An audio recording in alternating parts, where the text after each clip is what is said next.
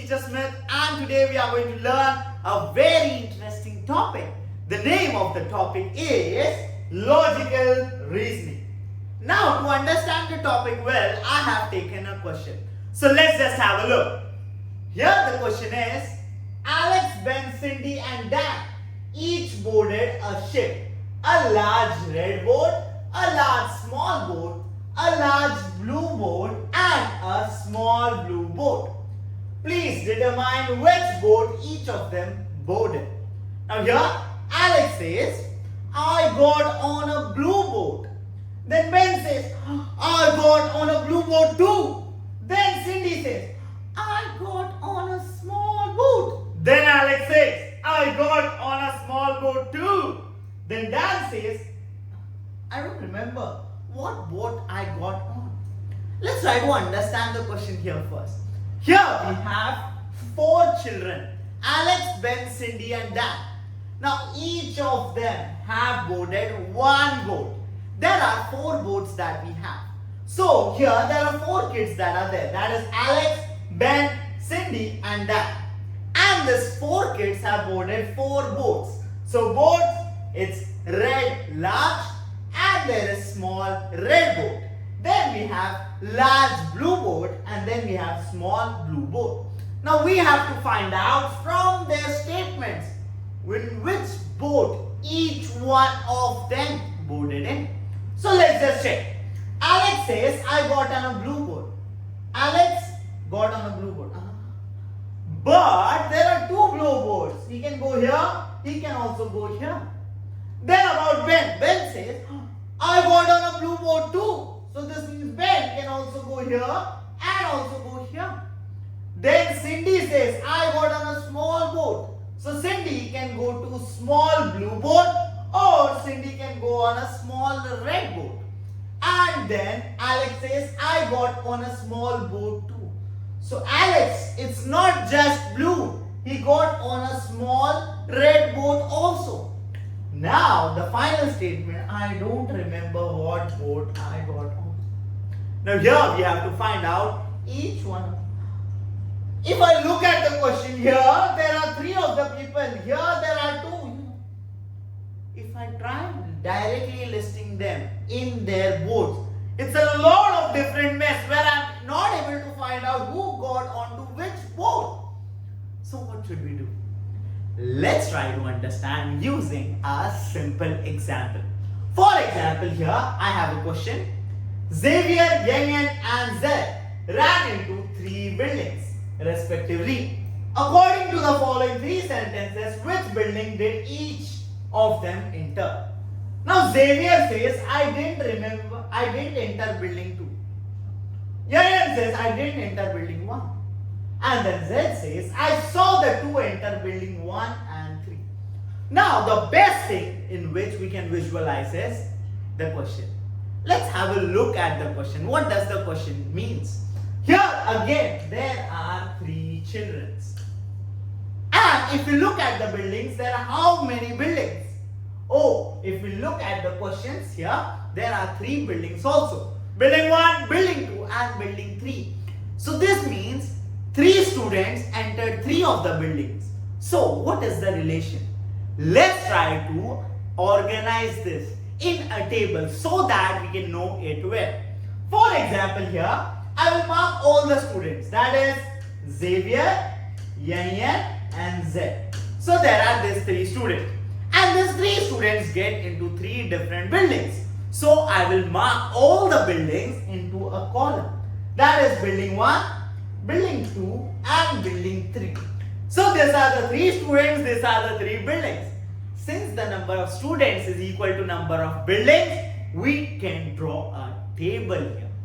And there is another interesting information I want to give, that is, check. The number of buildings and the number of students are the same, which means it doesn't matter if I write buildings here or I write students here. Now what we can understand is I can just list it down. For example, Xavier. Xavier says, I didn't enter building 2. So for Xavier, I'm not sure he's in building 1 or not. I'm not sure building 3.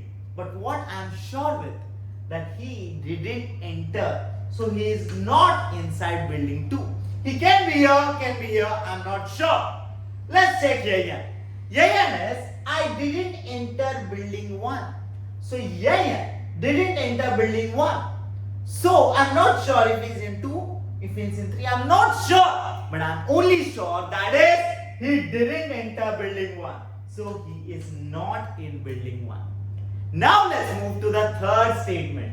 I saw the 2 enter building 1 and 3. So Xavier and Yayan can be in building 1 or building 3. But what we are sure with, where is Zaid then? So if we saw both enter 1 and 3, where will he run? Which building? Very good answer. He will run to the second building because 1 and 3 is already taken. So Zaid is in building 2. So if he is building 2, he is not in building 1 and not in building 3. Now there is interesting information we can find out from here. Check. In building 1, there is no Yayan, no Z. So who will be in building 1? Oh, very good answer. There will be Xavier. So here, Xavier is in building 1. Now let's just check here. Here in the second building, we can observe Zaid is in second building. Only one person can be in one building. So is it possible Yayan also is in the building? Of course not. So it is a cross. Now there is one thing we can observe. Yayan is not in building 1, is not in building 2. So in which building he is in? He's in building 3. Very good. So in building 3, there is Yayan. And Xavier is already in building 1. So in building 3, he is not there. And this is how we can solve the question. What we can observe is, now Xavier is in building 1. So Xavier in building 1. Then Yayan in building 3. Yayan in building 3. And then lastly Zaid is in building 2. So Zaid in building 2. So what we can observe? When can we draw the table? We have to observe this part. Here, when I have the number of people and the number that I want to put them in is the same. When it is the same, then we can draw a table. And when we draw a table, it becomes very easy for us to visualize things. Now understanding this principle, that is drawing table, let's get to our question. Now in our question also, there are 4 students. And there are how many boards? Of course, 4 students and 4 boards. So what we can draw, class? Perfect. We can draw a table. Now to draw a table, I need all the columns that are there. What I can mark here? I can either mark all the boards or I can mark the students that are here. So for example, let's say I start off with the students. So here, there is Alex, Ben, Cindy and Dan. These are the 4 students I have. Now 4 students get into how many boards? Oh, 4 boards. So here I will list down all the boards. Now for the boards, the question is, it's large red board. So I will write down large red. Now let's talk about the other one. The other board is small red. So here I will write down small red. Now let's talk about the other one. That is large blue board. So let me change the color of the pen here. That is here, I will change it to blue so that it's very clear for us. That is large blue. And lastly, what we have is small blue board. So here there is small blue. And here we have completed the table. Now let's put all the columns here to visualize this. Now here, to understand this part well, let's say we start off from the statements condition by condition. Let's check. Alex, I got on a blue boat. So Alex is inside a blue boat. But are we sure which blue boat? We are not sure. It's large blue or large small. But what we are sure with, is he in the red boat? Of course not. He is only in the blue boat. So here I will put a cross mark. This I am not sure yet. Then Ben. Ben is, I got on a blue boat too. So Ben is also in the blue boat.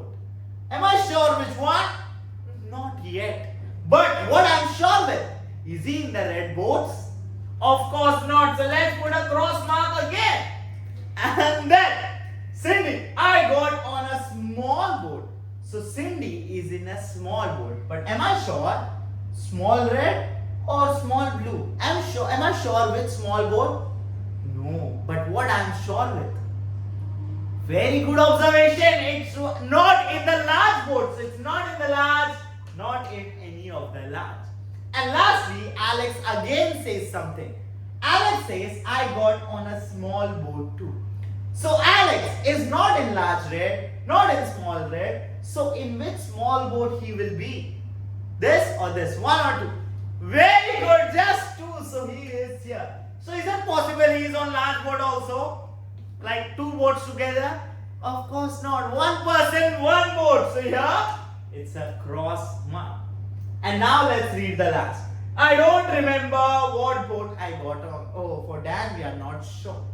But what we can observe in large red, Alex is not there, Ben is not there, Cindy is not there. So who is inside the large red? Perfect. Dan is inside the large red. Now, if Dan is inside large red boat, is it possible that he is in any of the other boats? Is it possible? Of course not. Only one person, one boat. So here, it's not here, and not in small blue also. So here, if Dan, we can observe in this part, in small red, Alex is not there, Ben is not there, and Dan is not there. So who is there here? Of course, it's just Cindy. Very good answer. So Cindy is here. Now, there's one thing we can check. Alex is on small blue boat. Ben, we are not sure which one. But here, what we are sure of? Here, we can observe in large blue, Alex is not there, Cindy is not there, and Dan is not there. So who is here? Yes, that is nothing but Ben. So let's put a check mark here. And lastly, small blue. If in small blue, Alex is there either possibility? Of course not. So let's put a cross mark. And that's how we can figure out who is inside which boat. For example, Alex. Alex is in which boat? Of course, small blue. So I'll write down Alex is on small blue. Then let's talk about Ben. Ben is in which boat? Oh, large blue. So here, Ben is in large blue. Then let's go to the other one. That is Cindy. Cindy is in which boat? Small red. So here, Cindy is in small red. And lastly, Dan is in which boat? Large red. So here I will write down Dan is in large red. And that's how we can complete the answer. So here in this question, what we can understand, when should we draw the table, the characteristic? When the number of people and the number that I want to put them in is the same, that is one person, one thing, then at this moment we can draw a table. So let's summarize this one. So here in logical reasoning, when each has a value, each thing has a value that I want to put in, what we can draw, class?